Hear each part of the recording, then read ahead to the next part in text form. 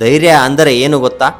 ನಿಶಬ್ದವಾಗಿ ಕೆಲಸ ಮಾಡಬೇಕು, ನಿಮ್ಮ ಸಮಯ ಬರುವವರೆಗೂ ಕಾಯಬೇಕು. ರತನ್ ಟಾಟಾ ಅವರು ನ್ಯಾನೋ ಕನಸನ್ನ ಕಂಡರು, ವಿಫಲತೆಗಳು, ಟೀಕೆಗಳು, ಆದರೂ ಅವರ ತಾಳ್ಮೆಗೆ ನಾವು ಮೆಚ್ಚಲೇಬೇಕು. ವರ್ಷಗಳ ನಂತರ ನ್ಯಾನೋ ಜನ್ಮ ತಾಳಿತು. ನ್ಯಾನೋ ಅಂದ್ರೆ ಸಣ್ಣ ಕಾರು. ನಮ್ಮ ಭಾರತ ದೇಶದಲ್ಲೇ ಅತಿ ಸಣ್ಣ ಕಾರು ಅಂತಾನೆ ಕರಿಬಹುದು ನಾವು.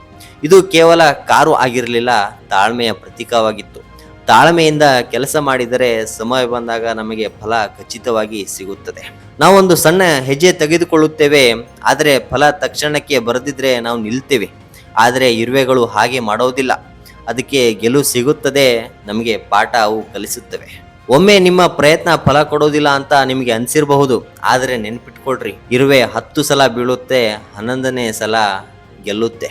ನೀವು ಕೂಡ ದೊಡ್ಡ ಕನಸನ್ನು ಕಾಣಬಹುದು, ಆದರೆ ಸಾಧಿಸಬೇಕೆಂದು ದೊಡ್ಡ ಹೆಜ್ಜೆಯನ್ನು ಇಡಬೇಕಾಗಿಲ್ಲ. ನಿಮ್ಮ ಕನಸನ್ನು ಈಗಲೇ ಬರೆದುಕೊಳ್ಳಿ. ಪ್ರತಿದಿನ ಒಂದೊಂದು ಸಣ್ಣ ಸಣ್ಣ ಹೆಜ್ಜೆ ಒಂದು ದಿನ ನಿಮ್ಮ ಹೆಜ್ಜೆ ಇತಿಹಾಸ ಬರೆಯುತ್ತೆ.